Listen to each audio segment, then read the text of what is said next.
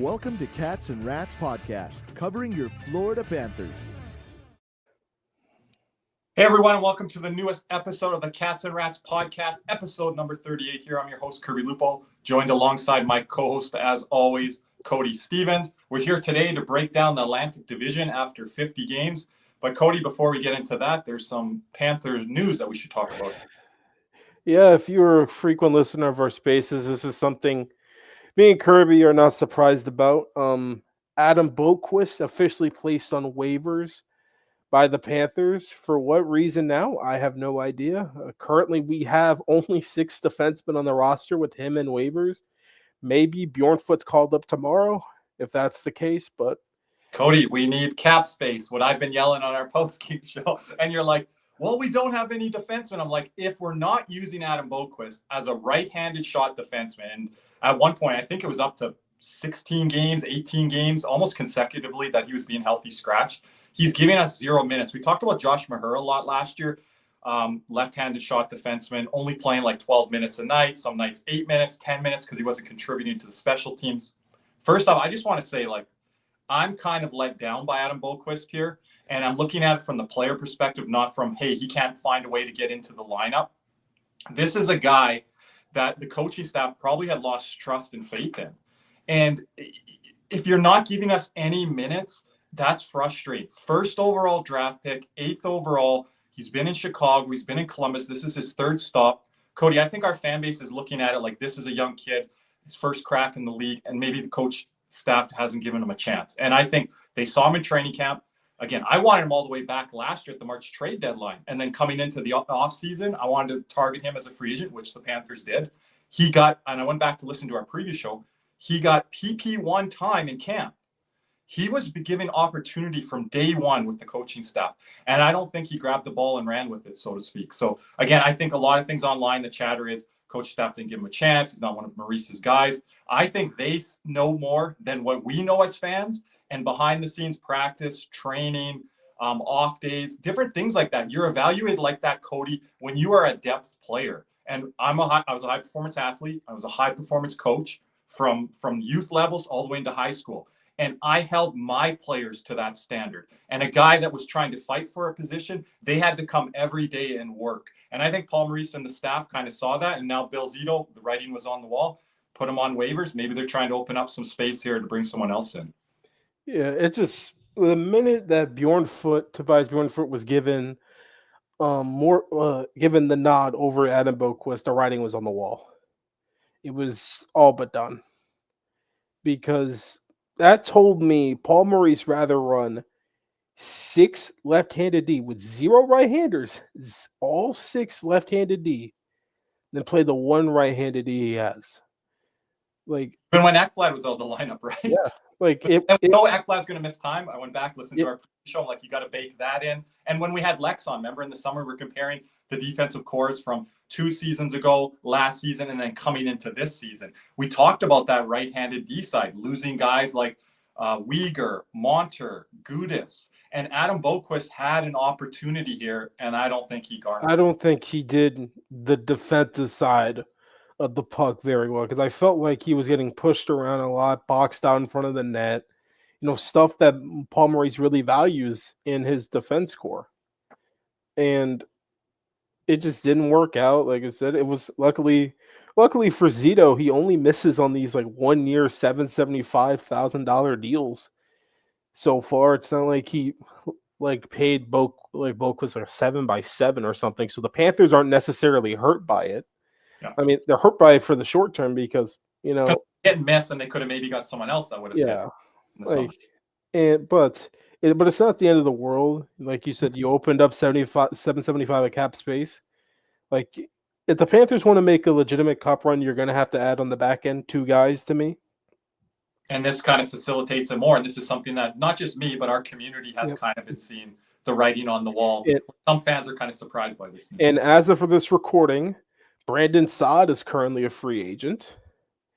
And not a defenseman, but he's a guy that you can get without giving up much assets.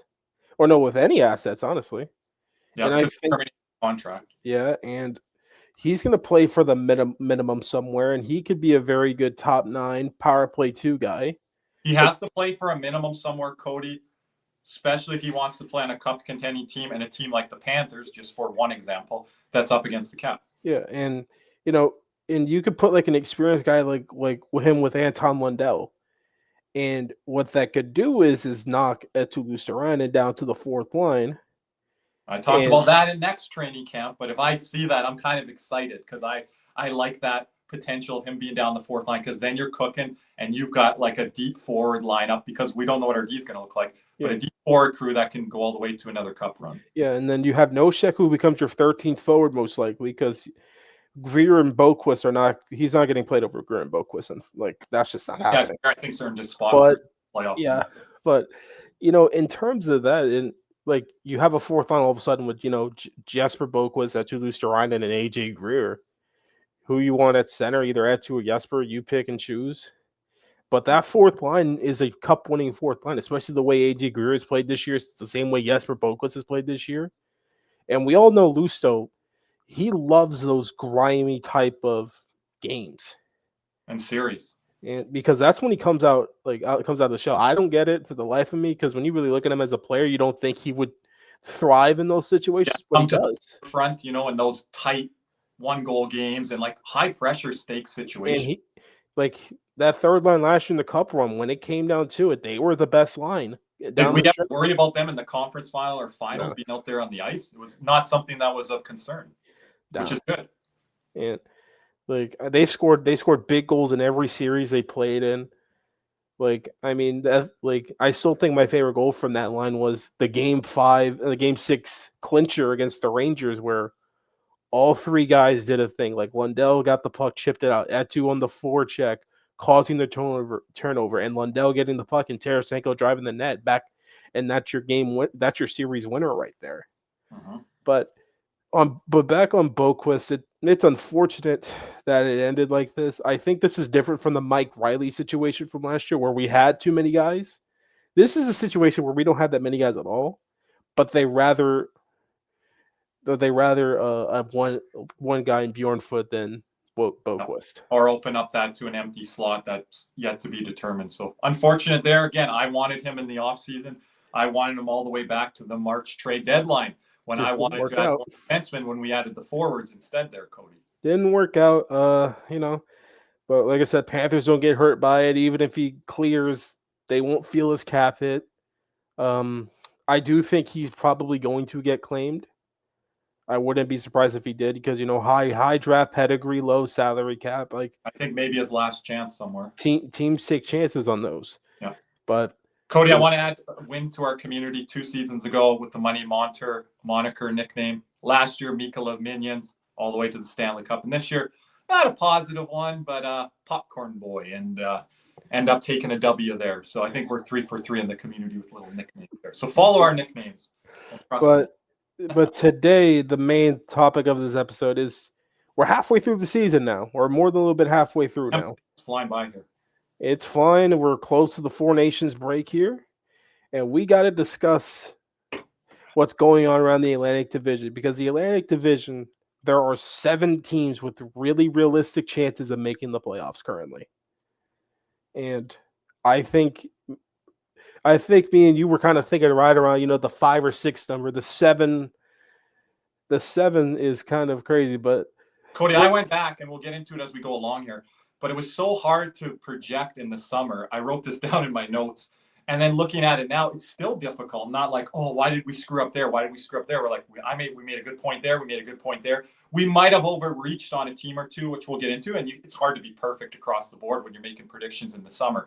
But looking back I've got odds on here where it was in the summer versus to where it is now, and situations like that. So it wasn't easy. And people talking about this, maybe being the most difficult division coming into the season. Cody, I've been a little underwhelmed at the top of this division. If you look at the other divisions, Minnesota, Winnipeg, out in the Central. If you look at the Pacific, Vegas has been strong all year. Look at the Metro, Washington, Carolina, New Jersey. Jersey even. So this division, a little underwhelming in the top 3 seeds or so. But this is the hardest division in hockey. We said it before. Well, it's not the hardest, but it's the best division in hockey from top to bottom. We said it in the off season.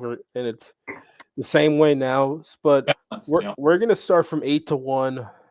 Talk about each team. Give us a little tidbit. Some teams shorter than others because some teams, frankly, they're not worth it. Like this first team right here, the Buffalo Sabres, currently 8th place in the Atlantic Division at a 19-26-5 record for 43 points. And Cody, I'm letting you speak on this team in particular and the next one as well. Their current leading scorer as of this recording is Tage Thompson at 44 points. It's probably going to stay that way for the rest of the year. Not on Team USA for the Four Nations. Yeah, and currently their only injured guy currently, based off what I found, is Jordan Greenway on IR. Big body third line presence for him, but this is one of the more disappointing teams in hockey that's not talked about. You and our other co-host Nick had him. I was high on him. 5th in this division, right? I had him about 4th, 5th. Yeah, about 5th. Yeah. But it's just kind of crazy because when you look at their back end, I mean, they have two pseudo probably number one guys that can be in like Rasmus Dahlin, Owen Power. Like you have like lower apparent guys that me and you kind of like, and Yoki Haru. They have Bowen Byram, who's a guy that we both like.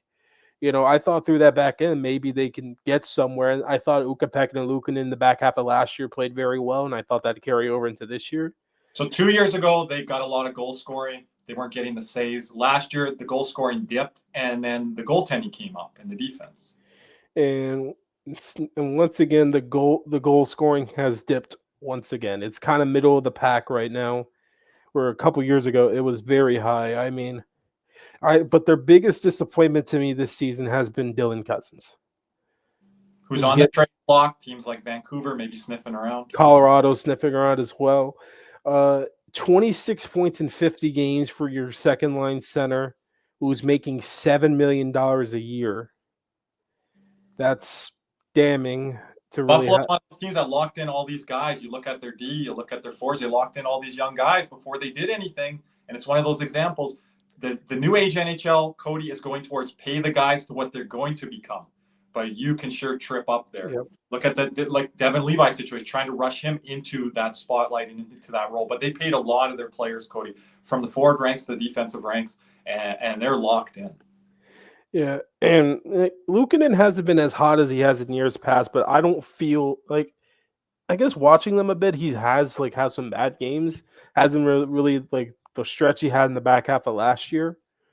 But what is it with them, Cody? Is it that they give up so much easy ice through like the neutral zone? Because that was their problem last year when I was really focused and watching them through the games that the Panthers played, and then even interdivision. Because I'm like, this team's going to take the next step, and they never did last year. They never did this year. They're too easy to play against. They play so disconnected.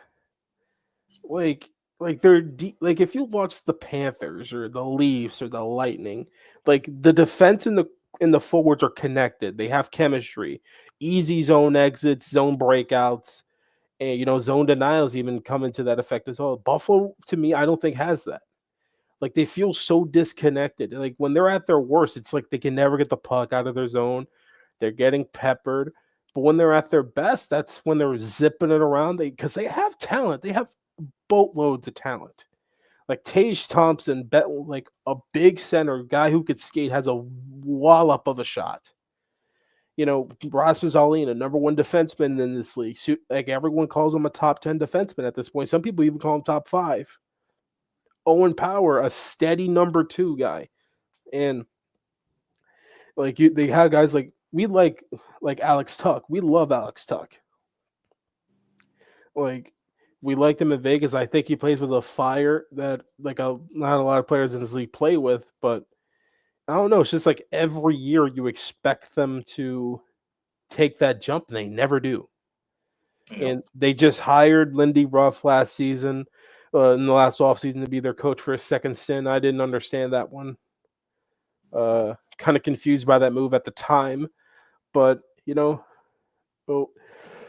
I think this is a team that's going to be changing GMs pretty soon here. Yeah, if you had a top 5 hot seat list, Kevin Adams would be. I think he's one. In terms of managerial hot seats, I think he's one because this team has taken about 5 steps back from 2 years ago when they were out of the playoffs by a point. And it's once again it's tough. I expected more from that team. Disappointed in it, but and what can you do? Buffalo across the board, panelists, experts had them around where you had them, Cody. That wild card. I thought they'd fight for it, but Buffalo is still Buffalo. I mean, can't take it. Fans aren't will laugh to hear this one because I don't think there's any sympathy or much in our community, but all the Buffalo Bills fans that just had their heartbreaking playoff loss yet again. Oh, they can transition to Buffalo Sabres hockey. Not so much. That arena ain't filled. Yeah. Depressing time for Buffalo sports fans right now. Yeah, just one team can't get to the promised land. One team it's not even close. Can't even punch their ticket. But next up, 7th place in the division, a team that me and you were kind of high on, I don't want to say high on. No. We were trying to find a way to put talking about here? Montreal. Oh, okay. Go ahead. We were trying to find a way to put this team in higher than 8th in the offseason, but we really couldn't do it because we thought some teams would be better. Montreal Canadiens are sitting at 24, 21-5 for 53 points. Their current leading scorer is Nick Suzuki at 51 points. Their only injury they currently have is Emil Heineman, currently on IR, plus David Reinbacher from the training camp or whatever, I think, for the broken leg, I believe. Now the Caden Gooley thing. And Caden Gooley now pretty much done for the season, I'm pretty sure. That's just going to hurt them to try to mount through these injuries. First it was Laine, now from the back end with Gooley, this is going to be tough. Yeah, this is the team that surprised me quite a bit. Lane Hutson's been as advertised for them so far. Yeah, I think early on was really hot. Then he kind of went into that rookie swoon, and then he's been pretty remarkable here over the last month or 2 month stretch where he's putting his name into that Calder race, solidifying it. Cole Caulfield's had a pretty good year for him as well. 25 goals, Cody, I have down here in 50 games. I'll take an L on this because I think Caulfield, he can look hot to start the year, and then he'll start to dip. He's really maintained his play throughout the year, and I think it kind of ties into the guy that we just mentioned, Lane Hutson, on the power play, trying to set Cole Caulfield up to be that trigger man. If it's not Laine, then it's Caulfield in that slot area in front of the net, and he's been able to score goals, power play, 5-on-5. So I'll take a bit of an L on Cole Caulfield because that was one of my question marks coming into Montreal. Plus Sam Montembeault, who's been a pretty good goalie the last couple of years. Problem is Montreal hasn't helped them out in that fact, but they have found a gem in goalie in Jakub Dobis, and the Panthers were introducing him pretty quickly, getting a shutout in his very first NHL game against us. Oh, you mean Patrick Waugh there? 1.93 goals against average, 933 save percentage. And this is the part I like about Dobis that they're doing in Montreal. I think he only has 6 games played. So they're really marinated. They could rush him and be like, hey, let's throw him in between the pipes. They're more, hey, maybe Montembeault's having an off night. Montembeault's getting pulled. Let's start Dobis again and again. But no, they're really working it slowly here with the rookie. And I like that because they're not just going for broke right now. You don't want to wreck the future and the potential and maybe this young netminder. So I like what they're doing there with him. Yeah, and Montembeault can play games. He's proven it the last couple of years. Dobis seems to be a nice diamond in the rough. It's, hey, Buffalo, that's how you develop a goaltender. You don't rush him really quickly you try to do Devin Levi. But Dobis has been sensational for Montreal. Right now, he's having a tough game. 3 goals on 20 shots, but it is what it is. But like I said, I think Montreal is one of the more underrated players in the game. I think Nick Suzuki is very underrated. Oh, he's a point per game player right now, or just above it, I think. Yeah, he isn't the elite 1C you could probably win a cup with, but I think he's a damn good 2C. I think he deserves a little bit more respect than what he's given. Because I think I'm a little hard on him because he's in a major Canadian market. They anoint him as the 1C. I'm like, can you imagine if Keith Yandel talked about this on Spitty Chicklets? Can you imagine if Alexander Barkov was number 1 center in the place like Montreal? They would have statues for him. And I've been saying this all along. So when you look at a guy like Nick Suzuki, he's not at the Barkov level or even say the Jack Eichel level. Definitely not the McKinnon, McDavids, Matthews of the world. But again, I think he's proving it. But he is around the Brock Nelson levels. Vincent Trocheck a bit. Fair. I think he's around those levels, and I think that's pretty good. Above the Elias Lindholm now? Oh, he's better than Lindholm. Yeah. Like, I don't know what happened with Lindholm. Like, But Cody, you mentioned something with Kevin Adams there, the GM of the Sabres, be on the hot seat. There was a guy that was on the hot seat here for Montreal, and I don't know if I agreed with it fully, but they needed to make that next step, and they weren't doing it through a month, 2 months through the season. And it's Martin St. Louis, the former Tampa Bay Lightning player and current head coach of the Montreal Canadiens. His seat was starting to get warm there. If this team was not going to be playing meaningful games in February into March, and now they are set up to do that, they still have to push forward here, because I think it's key for someone like Martin St. Louis. But if they're playing meaningful games down the stretch, I think his job is safe, and they're taking that next step forward. But they were really struggling to take that next step. Maybe they are now. but I think his job's safe because you're seeing progress in the rebuild.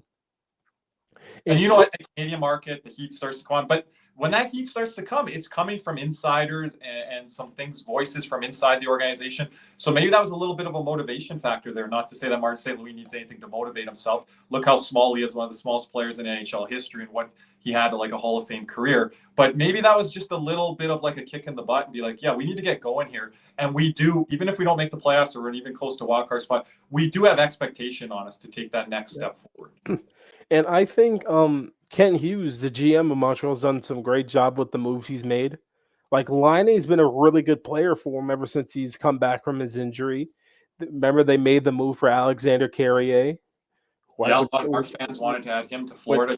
Pretty good in Montreal. Like, he's done a pretty good job. And Montreal, in like 2 to 3 years, is going to be a team to be that's going to be contending a little bit. I always said, watch out for that blue line, and especially those young blue liners coming up. Gooley, the problem with him has been injuries. I don't think it's been anything about performance, but all these guys coming up, the Reidenbachers that you mentioned, Hudson, if Carrier is now a big, was it a trade fine? It wasn't waivers, right? He was trade. It was for, was it Justin Barron? I think it might have been. Barron, I think. No, it's probably Newhook. Right? Okay. It was one of those two. I think it was Barron. But that's a trade fine there. So, again, this Montreal team, they can start establishing themselves from the back end. If you got a guy in there like Dobish, then like that's Montembeault. So, again, build it from the back end out. And, you know, you get a guy like Laine to kind of pop for them right now. So, I hate to give Montreal credit because I hate them the most out of all the teams in the NHL. But you got to look at it unbiasedly here. And, yeah, they're looking pretty good right now. Like, I think this is a team. I don't think they'll make the playoffs, but I think they're going to make it close. I think they're going to make some teams sweat for that last spot. And that would be a win for them. Yep. Next up, another team that was in the Buffalo tier before the season started, the Detroit Red Wings. They are sitting at 24, 21, and 5, also with 53 points. Leading scorer been Lucas Raymond with 56 points. Currently on their injured reserve is Patrick Kane and Jeff Petrie. Like, this is a team who really started the year off rough once again and made a coaching change to go from Derek Lalonde to Todd McClellan, who I'm a big McClellan guy. And they got hot for a little bit. Remember, the Panthers ran into them when they were hot. That power play smoked us that game. Uh-huh. But this team is kind of woken up a little bit. Lucas Raymond's having a breakout year. I think he's been one of the least talked about stories in the NHL so far.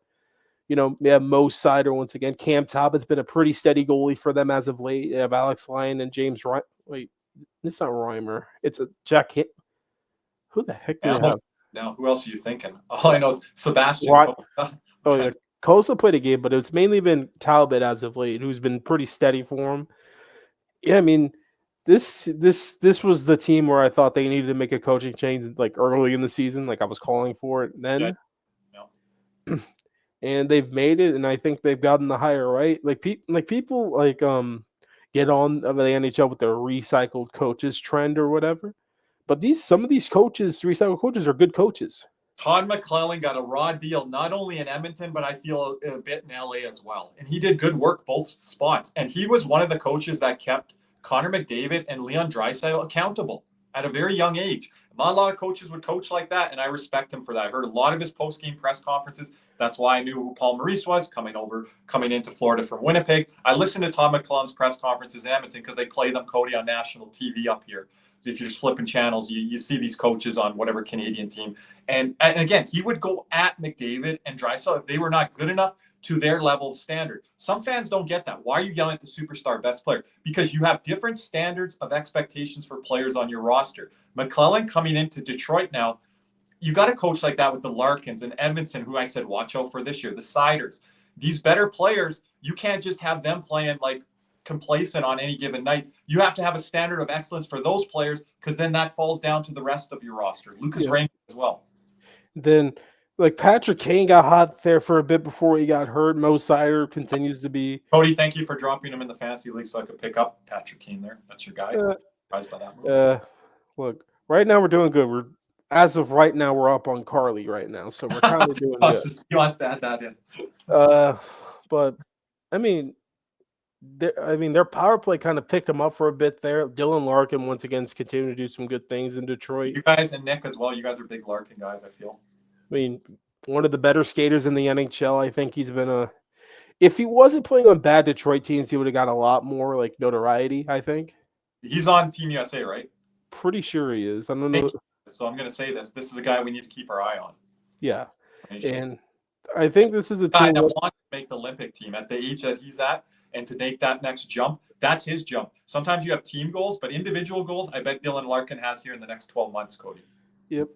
But in terms of Detroit, once again, I think both of us believe that they're going to make a push for the wild card, especially with McClellan at the helm, playing a little bit more of a structured game.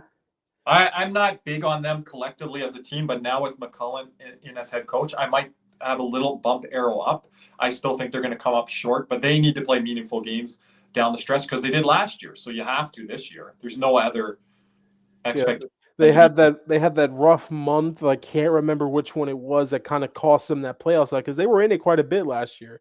There were points in the year where I thought they were almost a lock, but they had that rough stretch. That national TV game against Florida really deflated that crowd popping. They thought, hey, we're going for a playoff push here. And Florida, I thought, really deflated the Red Wings' chances. It was just like what they were.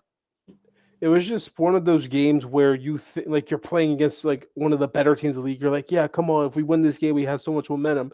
And then you realize why that team's a good team. Because we pumped them. I think it was like 5-0, 4-0 or something. It was a 0-0 game through 20, 30 minutes. And then my guy, Money Monter, scored that first goal, I think. And then the whole arena just deflated from there. They competed with the Panthers. But like you said, they probably realized after that game, we're a little further away than what we thought. Yeah. Like, as that was Panthers hockey. Just stick with it. Look, Panthers are flying 0-0 after 20. We're perfectly fine with that. Game 7 Stanley Cup final. Look, but the Panthers are a team that thrives on low scoring and low event hockey. Like these last couple of games, they've played, against LA, low event, Vegas, once again, low event. But I mean, Detroit's probably they're gonna push for it. I think they're probably gonna finish 3 points out, maybe 2-3 points out, maybe 4. I might be a little more than that, but I see where you're going. But because new coach bump, and like I said, I'm not a fan of their defense. I thought Mo Sider and Simon Evans would have to do a lot of the heavy lifting, especially if Petrie's out, and they, you have guys like Sherrod, Justin Hall. They're a team that needed to find a move or whatever, like Montreal did. Montreal wasn't really in as desperate need as I would say Detroit on the back end to try to find a guy. Is that a team that might be in on Adam Boqvist or someone that comes available on waivers? Is Detroit looking there? I think it could be a chance. Yeah. I mean, it probably not, because I do believe they have Eric Gustafson. So that's a little more of a power play guy and would fit that mold. But we're through 3 teams here talking about. But I mean, right before we continue, let's hear from our sponsor, CanesWear. Panthers fever is here. Are you geared up? CanesWear in Davie is the place for all your Florida Panthers needs. They have the latest gear for our favorite NHL team. Jerseys, polos, t-shirts, hoodies, hats, and more. CanesWear has you covered. Stop by their store in Davie or at pantherswear.com. Again, that's pantherswear, WEAR.com for all your Panthers gear. Once again, shout out CanesWear. Please go check them out in Davie. Great store. We talking to them. They have a whole Panthers section now, because the Panthers the Panthers are officially now the best team in South Florida, and it's really not close. And that is something I think we have been hoping to say for a number of years now. That's for you about 30. But hey, next up on the docket, now we go to the teams where I do believe that we're going to talk about some playoff implications. Now, there's one surprise in here, Cody, especially for you and some of our other community members, that they're in this cutoff list here. But we got 2 teams before we get to them. But in 5th place currently, we have the Tampa Bay Lightning, who I do believe is in a wild card spot as we speak. Second wild card, I do believe. They are 26-20-3 with 55 points. They have played less games than everyone else in the division. I think they're about 3 games in hand, I do believe. Cody, I think they're the best team in the division with goal differential. I looked this up. They're plus 32 coming into tonight. They are. Nikita Kucherov is their leading scorer at 74 points. Shocker. He's leading them in scoring again. Ho-hum season in 47 games, 74 points. Are you kidding me? And no one's really talking about him. It's becoming crazy. Currently on their IR, JJ Mosier, who had a little tough lower body injury a couple weeks back. Probably going to be out for until after Four Nations break. But Tampa Bay, I mean, this is a team where they haven't gained too much traction quite a bit. Their goal differential is really good. It's just they haven't found they would win 5 in a row, then lose 3. Mm-hmm. It's a very look at Vasi's numbers, Cody. 2, 3, 4 goals against average, and we're going to get into a save percentage number that's way down in the league. Bob coming into this recording is around a 901, I believe. Vasi's at a 916 in a league where the save percentage numbers are so down. So these numbers pop off the list. Our guy Braden Point, 52 points in 44 games. He's above a point per game, and I just want to bring this guy up, Victor Hedman. That's a huge analytics L. They said this guy's washed. This guy's done. He's putting up points. His game looks re-energized. I think all that rest helped from their early playoff exit last year to the Panthers. So crossroad, Gensel's a fit, even a better fit, Cody, than I thought. Listening back to our preview show in the summer, I said it's going to take him some time on the power play. I think he might have 12 power play goals or something like that. So Gensel's fit like a glove in Tampa. Just to look at it individually, Cody, I think this is a dangerous team. I get what you're saying, and I want to hear your perspective on what they look like from a game in, game out perspective, week in, week out perspective. But isn't this just back to old John Cooper's ways? We don't care where we finish in the regular season. We'll show up in the playoffs. And last year, I think they didn't show up to their true self in the playoffs last year to their best ability. And you got to give credit to the Panthers, but I don't think that was their best punch. And I think they're looking at this year being a lot better than what that result was last year. It wasn't their best punch, but I think it was the only punch they can give because the Panthers were clearly the better team going into that series, and they proved it in that series. Because once again, 2-1 hockey games. Game 2, what was the score? 2-1. And they couldn't get off on the right foot to start those games. And then Game 3 kind of turned into that trade back and forth. And guess what? Panthers killed them in that regard, where they tried to speed it up, and they got some quick goals. They actually had their first lead in that game, but Panthers came back, won that game, and eventually won the series in 5. Yeah. But with Tampa Bay, first off, if we're going to include Gensel, we got to include this guy, Brandon Hagel, who's been very well for them. He doesn't have enough room on my cue card. He has more points than Gensel right now. He has 51 points right now. And that's the reason why, Four Nations, your coach is coaching the team for Team Canada. You deserve the spot.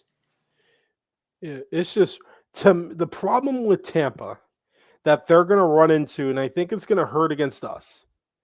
They are very, very top heavy. I mean, extremely. Because once you get out of the top 6, Sorelli, Hagel, that second line's been pretty good for him. You drop down, you go to Nick Paul, who's a very good third line center. Do not get me wrong. He's a very good, he's tough to play against, I feel. I would say on playoff time, he was a key factor in knocking the Leafs out in 7 games a couple years ago. He scored only 2 goals in that game for Tampa. But on his wings, you have Zemas Girgensons, who's been a fourth line center his entire career, namely with Buffalo. And then you have Gage Goncalves. Who? I mean, I think a lot of our listeners just made a face hearing that name. Then you have Luke Glendening, former Blue Jacket Cam Atkinson, and Mitchell Chafee, but they're not getting much production from those guys. Nick Paul is really the only one with production because he's the only one with power play time. I've talked about in our post-game Spaces show, Cody, I'm wondering if they're going to go to a heavier style where they kind of bullied us there around the holidays in that home game against us. Lusto and Lundell on the ice, they're getting ragged all a bit. I wonder if they're going to go a little heavier approach come trade deadline, maybe bring back a familiar face in Yanni Gourde, make that work with the dollars somehow, some way. But I think there's going to be moves to be made if you're Tampa. And you're seeing a lot of Tampa's names mentioned out there on social media, Cody, on different players that are available. I'm seeing a lot of links to Tampa. I mean, I think they're looking at everything and everyone because they can improve on both the forward front and the defense front. Yeah, look for both improvements. Though it's probably more on the forward front for them, but they probably want to go and get another defenseman because, JJ Mosier out. Emil Lilleberg's not really that great. The Panthers have caused, like, when we play against them, I feel like Lilleberg's always one of their worst players. He plays with a little bite, and he does have a little bit of playoff experience under his belt now. But he does not play well, but... What about the goaltending, too? Backup goalie. They can look at all positions. Woof. I mean... I wouldn't trust JoJo. I don't know how they went into back-to-back years. Is that who's still there? It's currently listed as Matt Tompkins, but JoJo's still there, I'm pretty sure. They've had Tompkins kicking around for a while, too. But, I mean, I don't know what we want to say. JoJo shut us out, so, I mean, how much can we say about it? The more we talk about him, I guess the better he plays. We should shut up. I don't know. He sure as heck didn't play for us as well. Yeah. Gave up 10 goals to a rebuilding Montreal team. And it wasn't I haven't watched that game from start to end. I watched that game. That was woof. Thankfully, I was out that night, and I'm like, I don't think I need to watch the tape and film on this one. I remember people were upset because if we I forget what was the number, but we could have had like a plus 100 goal differential or something. Yes. Okay. And he cost us that. Yeah, that was we won 10 season. Yeah, those fans will never live that one down. Yeah, I mean, but Tampa, I mean, they're still kicking. We had a Rod on our podcast saying they're going to miss the playoffs. Yeah. I'm not counting them out till they're dead. And you had them in the wild card, and I'm going to give you props on this one, Cody, with a team that we're not going to really get into too much today, but the Washington Capitals. So that was kind of our wild card teams, Washington, Tampa, and I kind of piggybacked off of your pick of Washington. Yeah. I mean, that's probably my biggest W right now is Washington. Yes. Washington and Minnesota. Had the wild card, some people didn't even have them there. So it's a huge W. If you saw that back end, you would have had him there too. But I didn't expect that back guy. Looked at that. I like Sandin. I like Chicker and those guys. But I didn't think Logan Thompson would be this good for him. That was. But I'll mention this since we brought up Washington because I'll hate to forget this. Odds to win the East as of today from BetMGM. Number 1 Carolina at plus 300. Our Florida Panthers at 2 at plus 400. New Jersey and Toronto at plus 550 are third, and I think Washington is just after that. Do you agree with that? I don't think New Jersey should be above Washington. Yeah, Washington's behind the Devils and the Leafs when I looked there. I'd take Washington over New Jersey, but again, we'll get into that after. But Tampa, I think if the season goes more along, I think they're gonna finish. They're gonna finish. Probably in third place in the division. Sorry, I just got news. We got a trade moving around right here. Not involving the Panthers, but it is a trade. It's looking like Andrei Kuzmenko is going to go to Philadelphia live here on recording of the podcast. Wow. He has been healthy scratched in Calgary, moved up and down the lap. He had 2 goals the other night for the Flames. Hey, going to Philly. Looking like it's going to be his last goals. I don't know if that's a John Tortorella fit. Kuzmenko was held out of the lineup tonight. We'll see what happens here. Okay. But if I do get anything else, I will say it. Yeah. But Tampa, third in the division. But next up, this team's high. This team's fourth right now. Cody, we want to get to some fan comments, or we want to hold off on that? Let's go after this next team. Right. So again, Tampa, I just want to conclude on them. I think anywhere from second to wild card 2. Like there's a lot of floor ceiling there, but I think they'll be in. But if there's a Battle of Florida again, I think this is gonna be the first one where it's going 7. Yeah, this could be a heavyweight matchup again. We've got to see what teams do at the deadline, including the Panthers and Tampa. But both teams need to do something, but both on different positions. Next up, this team is only up here because I think they have a lot of games played, and that is the Boston Bruins at 25-21-6 for 56 points. Their leading scorer is David Pastrnak at 60 points. Their current injuries are Mark Kastelik, Hampus Lindholm, and you talk about disappointing starts. I mean, I still think they are disappointing. I really don't. I really question if they're going to make the playoffs or not. Really, We, as in you, me, and Nick, we might take an L on this one. I think Nick we are first. You and I had them around second with the whole Swayman thing. If we did have Florida, because it was 1A, 1B, I don't really see that happening now, Cody. Pasternak has 60 points in 52 games played. The next closest guy's 39 points in Brad Marchand. They're not getting enough offensive production. The defense has struggled with guys that they brought over in Nikita Zadorov, trying to find his place, his footing. I've watched them against Carolina. I think it was like around Halloween. And they were just so like disjointed defensively. I'm like, what's going on with this team that's so structurally defensively? They made the coaching change, maybe a slight coaching bump. What is this team right now? Swayman, 303 goals against average, 895 save percentage. He's not bottom 10 or 15 when I look for goals saved above expected, but he's probably not too high up on that list either.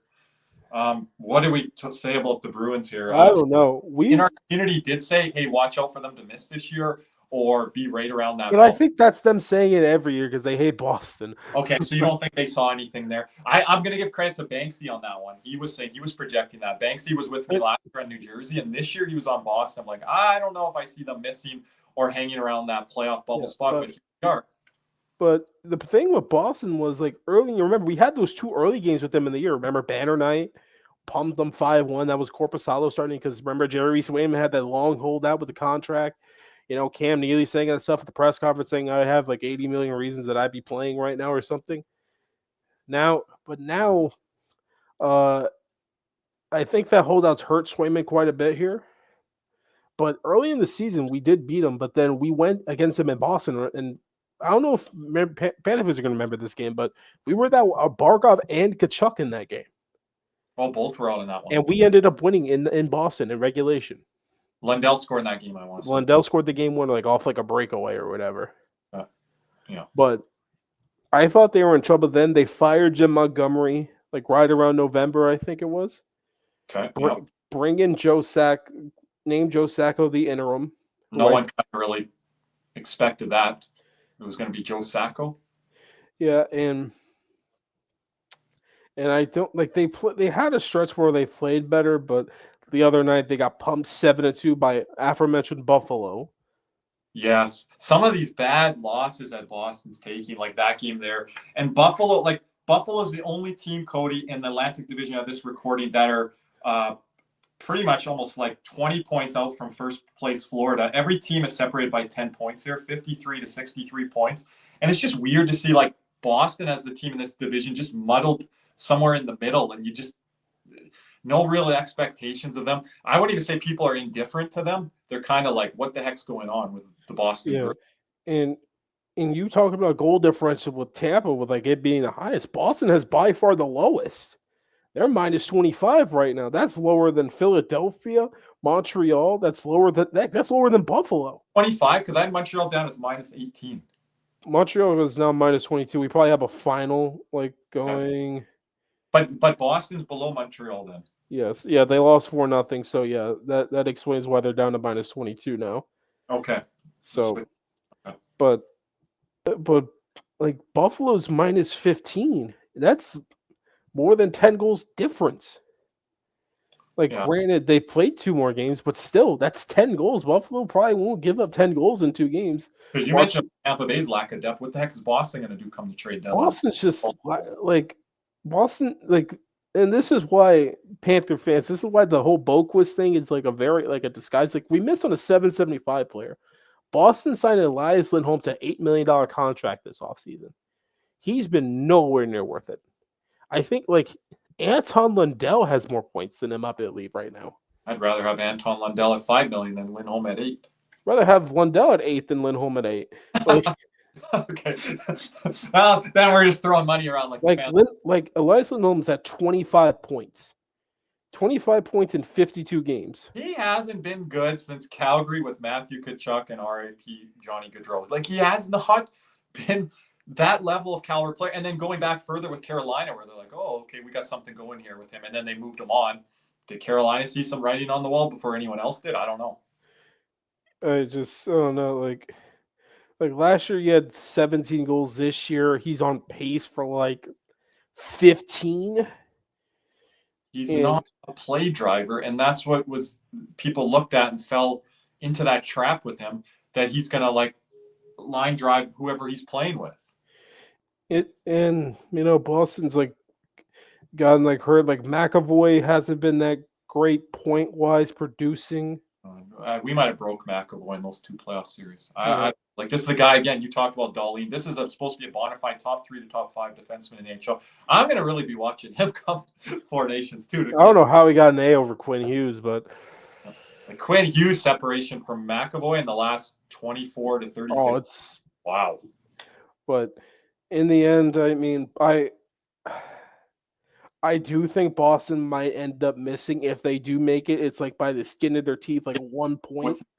9th, 10th, where I had them last year and I undersold them. This year, I oversold them. It's like the Reinhardt prediction a year too late. Like, yeah. Like, I love how we predict him before his bad year. He was going to lead the team in points. Now he's going to lead the team in points at back-to-back years. Like, yeah, kind of our Reinhardt analogy there with how we've kind of projected them. But I mean, speaking of Boston here, I mean, let's go to some questions because we do have some questions. First up, our boy Adam at Florida Panthers. Do you believe anyone besides the Panthers and Leafs are locked to make the playoffs from the Atlantic? I think the Lightning are locks. Who's the locks, Cody? But he said besides the Panthers, these are locks to make the playoffs. I think the Lightning are locks to me. Okay. Yeah. I'll go 90% if that's a lock. Ottawa, I don't know. No, I'm not putting, even though and we'll get to Ottawa here. And then Toronto's a lock. You and I and Nick, we said what they were going to be coming into this year. And Cody, you were the one guy, and we'll get into this later with Toronto, that you said it's going to be a little bit of a learning curve there with Craig Berube. They're maintaining well enough for this division. This is where this division is not heavy hitters at the top where we're having like President's Trophy. Plus, they've had some injuries, but we'll get to that soon. Yeah. But I think besides Florida and Toronto, I think your best bet's probably Tampa for a lock. Okay. Yeah. Next up, you have Kyle Drake. What is an actual legitimate D-man that could be attained at the trade deadline? Henry Yoki Haru, as of right now, because Rasmus Anderson, I don't even know if he's going to get traded. Let's see. Our boy D'Lo says, Boston, they're in a wild card start, but there's talk of it blowing up. Which way do you think they go the rest of the season? I think they go for it because you can't sign Lindholm and Zadorov to those deals and blow it up all of a sudden. Yeah, they're in a tough spot here, and we haven't heard any indicators from anything we've heard or like from the NHL insiders that Buffalo's looking to blow this operation up. Now, the offseason, that's a different story. Yeah, and then he says, Toronto, what will they do at the deadline? I think Toronto's going center hunting. I think they're going to try and acquire a second-line center here. Yep, they addressed their defense, which we'll get into Toronto again, but with Tanev and OEL, they are looking for centermen. The Athletic came out with an article from Jonas Siegel and Chris Johnston. I think they kind of collabed on an article. The whole article was top 10 centers that the Toronto Maple Leafs are targeting. They even mentioned someone like Ryan O'Reilly bringing back. I don't know how that would work with the cap and everything. I don't think he would want to go back. But once again, like for Panther fans who want to trade Sam Bennett, no, I don't think they're not going to trade him to Toronto. No, that's not happening in season. And then Fredilo also asks, Tampa lurking in the shadows. Tampa's being ignored by many. Do they concern you? They only concern me if the Panthers go back to their undisciplined ways. That's the only way they would hurt us. If the series stays 5-on-5, Panthers win or 5 or 6. Like that's how I feel. Like if we're giving them 3 to 4 power plays a game, then we're kind of screwed. Mm-hmm. But if we play more like we did against LA, it's over in 5 and 6. Like that's how I feel. I don't know about you, Kirby, but yeah. Like I don't think they concern me. And then Lynn, the Spursy one, says, out of Ottawa, Tampa, and Boston, who would you least want Florida to match up against in the playoffs if we finish second in the division? Cody, I'm going to say this and jump in first. And we've talked about this on our post-game Spaces show. We are our own worst enemy. I don't know if I fear anyone, especially when you talk with the Atlantic Division and how that we would match up. So I don't even know this year, Cody, where I have in past years, it's like, give me Toronto instead of Tampa. Give me this team over that team. I don't know if I feel that way this year. Just give us anyone, to be honest. Ottawa would be a new Out test. of those options, Tampa. Sorry? Out of the options he's presented, Tampa. That you would least like to face. I would least likely want to face Tampa. Sure, we seem to use that as our default. I'd rather play Boston, and I sure as heck rather play Ottawa. Yeah, even Ottawa that would challenge us, I think it wakes us up early. And we need, because they might be the more hungry team, but they have, and I believe this in sports, Cody, you got to learn to lose before you win. And Ottawa taking that next step yet to make the playoffs with this young core that they're almost ready to give up on it, frankly, if they don't make the playoffs this year, next year. So that would be their step. And maybe they get up on us early in the series, surprise us in a game. But that would wake us up, I think. So it wouldn't be the worst. But appreciate those questions. But now we move on to the top three of the division. The third place team, the surprise so far of the division, the Ottawa Senators. At 26-20-4, they are currently at 56 points. Their current leader in points is Tim Stützle. Their current injuries include their newly minted number one goalie, Linus Ullmark, currently on LTIR. Nick Cousins, who has just gotten hurt 6 to 8 weeks, out to like a knee-on-knee hit, I believe. Yeah. And then Noah Gregor's also on IR for him. But this is a team where they have the new coach has helped them. Cody, was I a year early on this? Because this is where I would have probably had them last year. I don't know. I backed off a little bit, but I had them right around that wild card bubble, battling with Tampa and Washington. They had the fifth in the division. I was the highest on them, I believe, in the CatsNRats community. Yeah, but you were high on the Korpisalo for some reason. I don't know. Cody, I listened back to that. You were so mad in the summer preview show, yelling at me about my goalie takes and Korpisalo. I think I was wearing a Stanley Cup champion shirt that day, and you're like, you're wearing a Stanley Cup champion shirt, and you're going on about Ottawa and Korpisalo. So I really backpedaled from that this year. Cody, the same problem with Ottawa last year is happening with them again this year. It's health. Linus Ullmark, 238 goals against average, 915 save percentage in a league like again. I got him in fantasy, I know. The save percentages are way down. You got lucky to pick him up there. I don't know why he was dropped. Only 22 games started this year, Cody. Do you know how many games Bob has started? You've played what, 52 games? I'm going to guess like 36, 37. Ooh, close. He started 34 games. So he started 12 more games than Ullmark. And remember, this is something we talked about Ullmark. This is a goalie you can trust between the pipes. But when he did that 1A, 1B with Swayman, can he stay healthy? Is he a horse? This is why our fans always undersell Bobrovsky, and we'll get into that in a little bit here. But a guy like Ullmark, the only question really right now is health and durability and how many games he can play. Because if he's putting up these numbers, you're a surefire playoff team, I think, with that forward group and that core they have there in Ottawa. Yeah, but they had a tough stretch there where Brady Tkachuk went like 11 games without a goal or whatever. 10 games I got here without a point, I believe.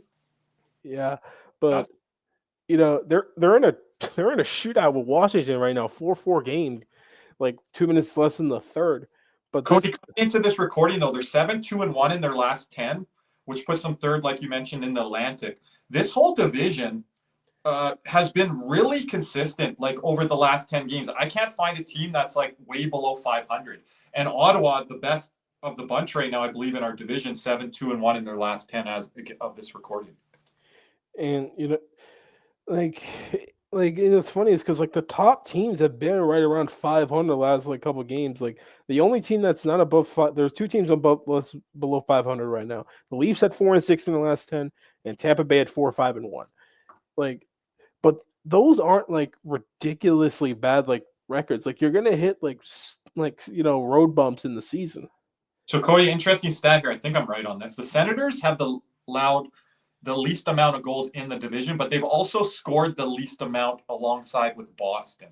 So what do you kind of gather from that and moving forward here with the Senators? They're playing defense, but looks like the puck ain't going in the back of the net. But they needed to straighten out that defense because I got on when we brought Tarasenko over from Ottawa. I'm like, he better buy into our system. You guys like, he will. I'm like, I'm watching Ottawa. And these forwards, they do not back check. They do not care where their lane priority is coming through the neutral zone.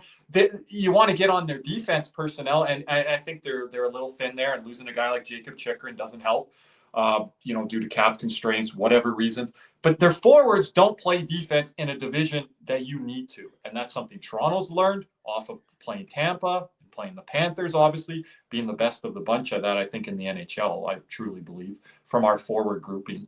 So Ottawa, going through that lesson, I think it would be a good lesson for Ottawa to play Florida in a first-round matchup, because they would see those little details to the game that they need to put into their game to take that next level. Because I don't think they've learned their lesson a lot through the regular seasons. Maybe now with Travis Green they have. But that's why you need to make the playoffs to learn those lessons. Because the Panthers, they took their lumps quite a bit before this stretch. Because 2021, they finally break through and make the playoffs. Yeah, they were really good in that first Tampa series. Problem was couldn't buy a save. That's when Bob was at his worst.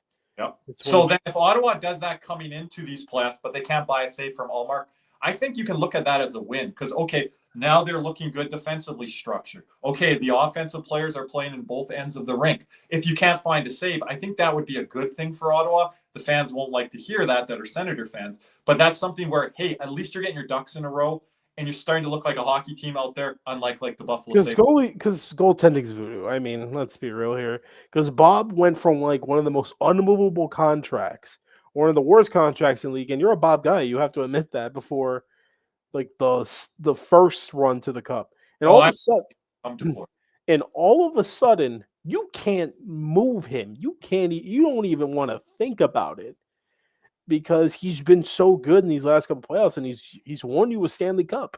And that's what Ottawa. Some people say don't go for a goalie, but Ottawa did, and if you hit on it, it can elevate you and take you to that next level. It did it with Florida. It didn't do it right away with Florida, like we've seen with Allmark here in Ottawa, but it paid off. So. I really think you can't just go cheap and go money ball on the goalies. Vegas is the one team that did it, but their back end so built they can do it. Defense core is number one in the NHL. Colorado tried to do it when Kemper left after they won their cup, and guess what? First round exit the next year because guess what? They got out goalied. Georgiev on waivers. Gruber today on waivers. These are goalies. I don't know how Colorado did it. Again, generational player and Nathan McKinnon and Cale Makar were generational players, and then Mikko Rantanen who's no longer there that we covered on our After Dark last. Why did he have to go to Carolina? I don't know, but make sure to join us this Saturday for After Dark, 11 p.m. Eastern time on our YouTube channel. Quick plug there. But again, I don't think you can go off of that Colorado blueprint. You need to do what Ottawa's doing here and go and find your goalie. Look, you need goalies to win. I mean, if you want to be a dynasty, you need a goalie. Tampa, Vasilevsky. Chicago, Corey Crawford. LA, Jonathan Quick. Those, and Antti Niemi's mixed in there. You get a guy like Khudobin with Dallas or whatever.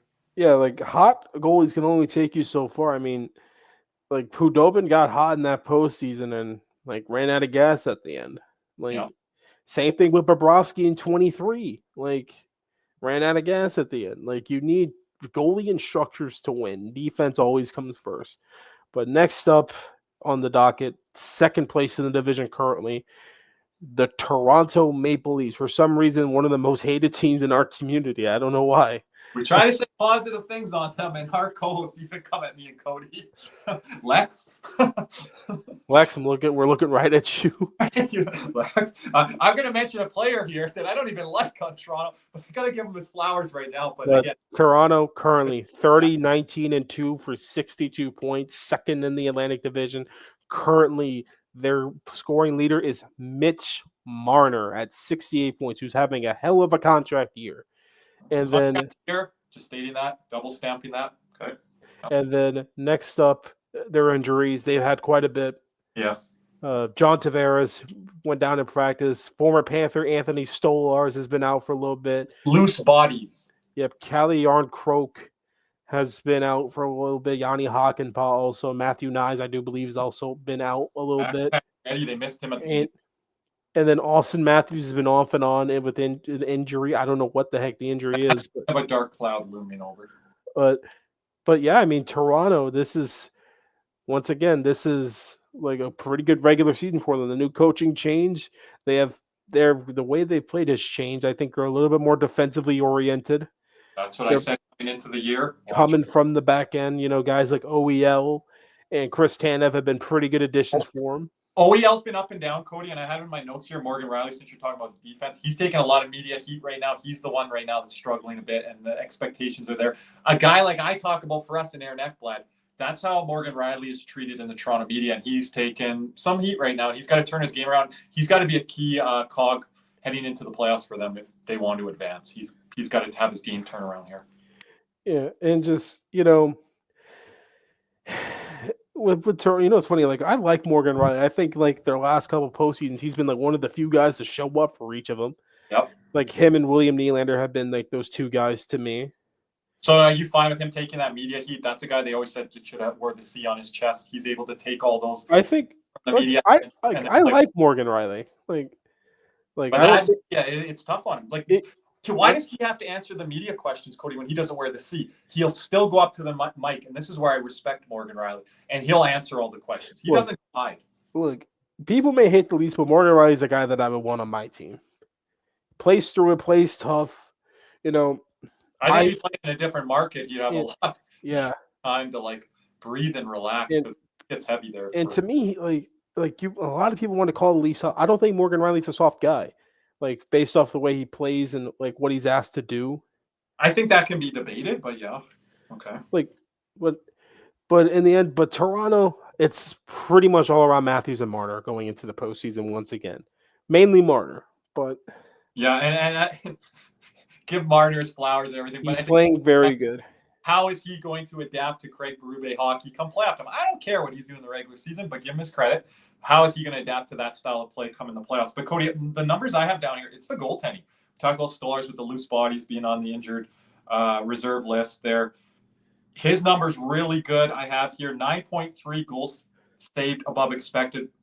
And look at Wall. His at 12.3.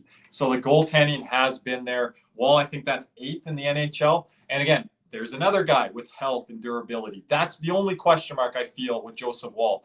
But being 8th in the NHL, coming off of the injured list, replacing Stolarz, who goes on the injured list, and then Wall comes in net, and the goaltending's been there all year for them, pretty consistent.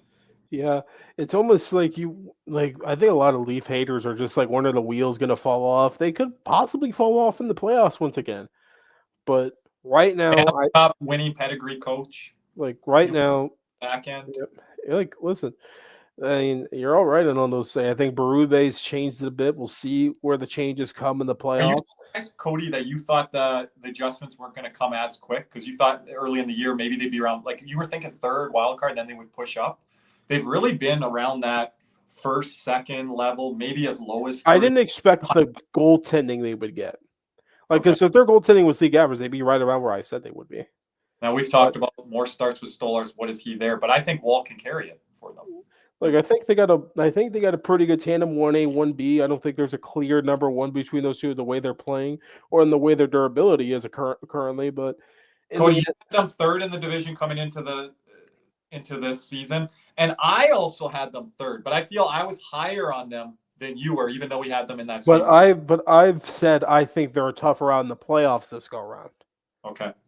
But they couldn't look at the regular season and just be like this year in particular and say it doesn't matter what we do in the regular season, all matters with new coach, new system. They had to start getting the ball rolling here. They could not struggle coming out the gates because then that would have brought more pressure onto them. And then they're like, well, why are we just worrying about the playoffs if we're not getting it done here in the regular season? Regular season is more than half the battle to punch your ticket. And I thought Toronto came into the season pretty focused and the Matthews injury, all the injuries. They had at one time, Cody, I think 5 or 6 injuries to their forward core. And so they've kept coming. Up and all these younger guys playing out of position. That Russian kid, I can't remember his name, Gerbankov or whatever. Yeah. He's funny. But they had a lot of guys step up when they needed to. Guys like Bobby McMahon. Yep. Max Domi was out for a little bit there. Where Camp was out. Yep. And but they've had some really good next man up kind of mentality. It's different from years past with the Leafs. But once again, will it translate to playoff success? Because that's where all their questions lie. It was nothing with regular season, if we're being honest. Don't get on me and Cody for pumping up the Leafs too much here, because there's still question marks come playoffs. So I'm going to that here. I'm not saying they're going to go on a conference final or Stanley Cup run. This is a year where it is open in the East and in the Atlantic. that you can go for it. And if you're the Leafs, you have to, because you haven't gotten it done in the past. This is a regular season update. Everyone, we have to clip this. Like, we're not saying that they're going to be like, like us last year and trailblaze through the East. No, they have a bunch, like all their questions. Their core four has to show up in the playoffs, all of them. All their questions are playoff bound. That's all their questions are. Where the other teams were more regular season based because they're not sure if they're going to get in or not. But Toronto, it's all playoffs. They're one of the two locks. It's just all playoffs. It's all leading up to the deadline to see what they do. And this year's kind of a coin flip. I can't say that I'm going to say 80% they don't have a shot or 80% watch out for them. I think it's kind of a coin flip because you got to go off past history. But you also look at what they're doing now. This is their best shot to me. What about the year in the bubble in the North Division with Montreal? That would be better than this year, I would say. Up 3-1 on Montreal. They blew that thing, so I mean, losing to Columbus. This is one of their top 2 or 3 better shots at going on like a conference final and further run. But finally, in first place, as the background says, the reigning defending Stanley Cup champions. Hope you guys like our new overlay. Shout out to Caesar. Me and him put in some hours on the overlay there. Love it. You can see you can see Stanley there all episode. If you're watching us on the YouTube stream, he kind of falls out of the screen and then comes back in. So we're working on other overlays as well. The Panthers currently 30-19-3 for 63 points. Sam Reinhart once again leading scorer. Injuries, the only really one is Joe Nagajevic, who Kirby's doesn't understand why he's on the team. Because one guy's out of here and Adam Boqvist. My next guy now I'm moving to is Gadjevich. What is he doing? What's funny is Gadjevich's durability is worse than Ekblad's because I feel like he's always hurt. Yeah, and if you're hurt as an enforcer, I know we're going off topic here just on this whole Gadjevich trail here, but Jimmy will like this, our fourth line guy in our post-game show. He's like, Kirby, AJ Gurr can do everything that Gadjevich does and everything else, score goals and do everything. I'm like, yeah, he can drop the gloves if we need to or whatever. Why do we need to have 2 guys out there? So again, and that money is very valuable to where $7.75. That's every dollar counts. Especially when you're this uptight with the cap. Yep. But the Panthers have played pretty much 500 hockey for the last month or so. But they've stayed in a 10-game stretch here, right? Yeah, I mean they've played steady. They haven't had many drop-offs or long losing streaks. Haven't had that many long winning streaks either. Cody, they're plus 18 as of this recording, and I think that number has really improved. I wrote next to my notes because we were really low around that 0 +5 number, and now we're at, I believe, plus 18. So that's an improvement. I think some of that is with, again, I didn't harp on this, but the improved goaltending, especially guy Spencer Knight that had an excellent month here, that helps your goal differential. We're still not scoring as much goals as some fans would like to see, but I think because the goaltending has come into form and something that I've got on here as our defense, it's still to the eye not great, but they're holding in there some nights. And the LA game, that was Florida Panthers hockey, where you got it from your goaltender, you got it from the back end, and you got it from the forwards playing together, that 5-man system and unit. Hey, if we can play like that moving forward, that goal differential is going to go up even more. And I mean, you can't say it any better than that. I mean, Florida, once again, playoff lock at this point. They're either going to finish first or second division right here. I'm hoping for first because the whole thing with the wild card position, it's very open in the air. Because this is the Atlantic Division we're covering here. There's a lot of teams in the Metro that are very much in it, namely Columbus and the Rangers, who've had one of the worst drop-offs I've ever seen. I'm not counting them out yet. You're stealing my notes. I have a question for you. Does the threat to dethrone the Florida Panthers on this Stanley Cup quest here, does it not come from the Atlantic, but it comes from the Metro? I think it's more of a chance it comes from the Metro than it does the Atlantic. That's pretty good then, unless we get knocked out in the first round, a wild card situation, which I don't think would happen. But that means that we're going on another deep run to the third round. Yeah, I think going into this year, I thought it'd be third round and out. Now, I've got a caveat there is if we improve our blue line. Yes, but it's nothing to do with the Panthers being bad. It's everything to do with just the fatigue. Yes, and the fatigue if you get to the third round and you're playing a really good Metro team.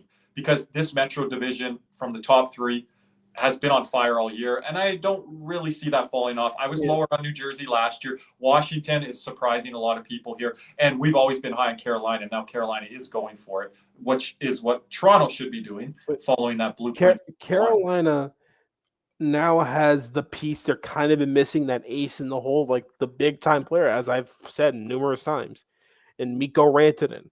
Yeah. Like now, but like if you ask me who I think some of these, I think Carolina has the best shot of it right now. Again, plus 300 odds above Florida, above New Jersey, and above the aforementioned Toronto Maple Leafs and Capitals. The only questions you really have with Carolina is their goaltending. Can it hold up in the playoffs? Because Freddie Anderson let in some bad ones against the Rangers last year in the second round, and could Kochetkov. I like Kochetkov. I don't trust Anderson's health and sometimes his play in the playoffs, but I do like Kochetkov. How far can he take them? That's the question with Carolina. But with Florida, I think they're gearing up for another deep run, especially with they got to make some moves at the deadline. It's not going to be like the big time moves, but they got to make some moves. I think, some low-key names like what they did in the 21 deadline, maybe a low-key, like Montour was a low-key name at that deadline. Yes. Cody, it doesn't have to be the Noah Hannafins of last year's deadline. But what about a guy, and I know he's not available because he's on a team right now that's doing well and he just signed a contract, but a name like a Matt Roy level, that's the name it can be for Florida. It doesn't have to be the Noah Hannafins, the Mikko Rantanens, but it has to be that right fit, likely on the blue line, so that the Panthers can go on another long extended run come spring. Because I think you're looking at the Panthers. They need, as I've said before, they need two guys. They need two defensemen, one with Mikkola and one with Kulikov on the bottom pair. And you can't have Kulikov playing top pairing minutes or middle pairing minutes come playoff time because you got no one else there, and then you have an injury or something, and it's like, oh, well, we got to depend on Dimitri. You're asking too much of him. And I think he's been not bad this year. He's been decent. I think he's been good. I think he's been good for what he's been asked to do. Yeah, but do we keep asking him to do that? I don't. Like when do we run out of roadway there? Because this thing with Kulikov, because if you just ask yourself, the Kulikov at 17, 18 minutes is good. Because he's going to get PK time. He's going to get ice time. We're not worried about that part. But he's playing 20 to 24 minutes a night. Early in the regular season, midway point of the regular season, that's going to wear the guy down, and you're asking him to play above his capability there. And then that stretches further to the Mikolas, Forsling, and Ekblads too when you're asking to stretch those guys there. Again, I don't want Ekblad playing huge minutes here down the stretch. I want him to be healthy when it's winning time, when it's playoff time. I would argue Ekblad better. He had his bad games, and we broke it down on our film session in the playoffs last year. But I'll argue Ekblad has more potential or probability to play, depending on the matchup, better in the playoffs than during the regular season. Yeah. So what are we playing them all these minutes during the regular season? Add to the roster, get guys in there, and get them acclimated and see what the D pairings look like and how they shake out, Cody. Yeah, that's just what it comes down to for Florida. Florida's just staring at the trade deadline at this point. You got to make some moves here. You can't waste this year. I know we won the cup last year, but this is a wide open race, especially in the East. And teams are starting to establish themselves like Carolina, another team like Toronto or Tampa. We don't know after this recording. They might jump into the fray, Cody, and say, hey, we're going for it this year. And then now they're elevated higher up. Where Florida's sitting right now, wherever you have them in your rankings, first, second, third, fourth, wherever you may have them. You don't want other teams leapfrogging you because of the moves they're making. Now, again, like we said, it's got to be the right fit, the right move. We don't have to go for the home run hitters and the Claude Giroux and the Noah Hannafins, but you got to make moves to establish this team heading into the playoffs. Yeah, and that's just how it is with the Panthers. But wrapping up this Atlantic Division, halfway through review, I mean, this has once again been the best division in hockey. And if you're new to hockey, watch the wild card race this year. This is one of the closest races I've seen in a number of years. Because when Florida was the President's Trophy winning team, it sucked. There was one or two teams. There wasn't even that. It was by the Islanders in Washington, I thought. No, Islanders were cooked because remember they had that 13-game road streak to start the year because their new arena wasn't going to be done in time. They were done before that even. Were they the 9th or 10th place team? They were probably 9th, but the 8 teams were decided by December. Yeah. exactly. That's what But this time there are 1, 2, 3, 4, 5, 6, 7, 8, about 9 teams that could still have a chance to be in it. So you're not counting Buffalo and who else? Pittsburgh. Yeah, I would. That's the cutoff point, I think. I don't know how much I trust Philly, but they're still in it. But Philly's still in it. The Islanders are still in it. The Islanders have been hot as of late. They just took down the Avalanche the other night. Like, I got to include them. I think the Rangers give their fan base false hope, though. Like, they probably are, but they're fighting. The Rangers are still in Montreal, Detroit, Columbus, Boston, Tampa. Yeah, but with Columbus, Boston, Tampa, Ottawa, Montreal, Detroit, I think those teams are all very well in the thick of it. A lot of those teams playing each other down the stretch and different things like that. I can't wait to watch it because that's going to be like, I'm just happy as a Panther fan. Like we know more of, because it used to be us. I mean, yeah, I call it the three points back with 2 games in hand era. A lot of hopium, but some days it looked pretty good looking at those standings. Florida Panthers, they're going to squeeze in, aren't they? And then some days we're like, we don't even have a damn shot. Yeah, the Carolina Hurricanes used to put that dagger through our hearts a lot. That's why I hate that team.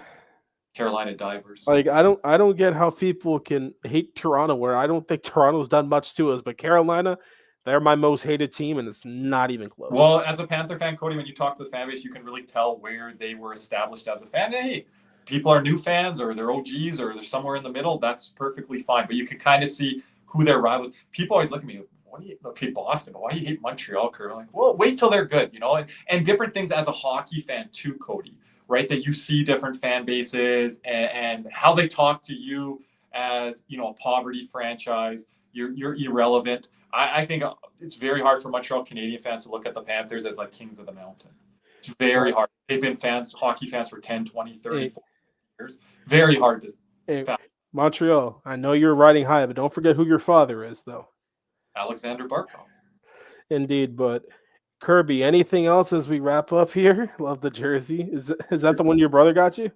Yeah, that's the one there. Yeah. God, the patch is on the wrong side. I know. That's how they do it, though. I want it on the other side, but that's how they do it. I get it. Sucks. Oh, I know how it looks to the eye. I'm totally with you, but it's how they do it. Just looks so crowded.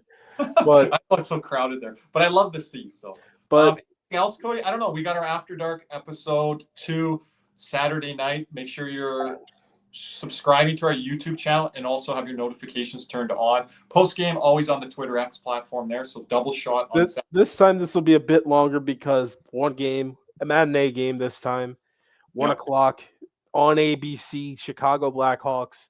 Then you have the Islanders the very next day. Fortunately, I'm missing both of those games, but anyway, I digress. But we need you back, Cody, for the stretch run going into Four Nations and for the Four Nations coverage, because we're going to be doing a lot there too. Yep, I can't wait for it. But Kirby, anything else as we sign off here? No, hopefully some of these predictions are good down the stretch here. We didn't do too bad in the preseason. Again, very hard division to predict, and appreciate everyone listening and watching. We were close enough. But hey, thank you for listening as always. Like and subscribe if you enjoy us. Give us the 5-star rating on Spotify, Apple Podcasts, wherever you listen to us anywhere. And as always on the way out, let's go Cats. What's up, Cats and Rats fans? If you enjoyed that video, be sure to hit the like and subscribe button before you head out. If you're listening to us on Apple and Spotify, make sure you leave us a 5-star review. And just like always, let's go Cats.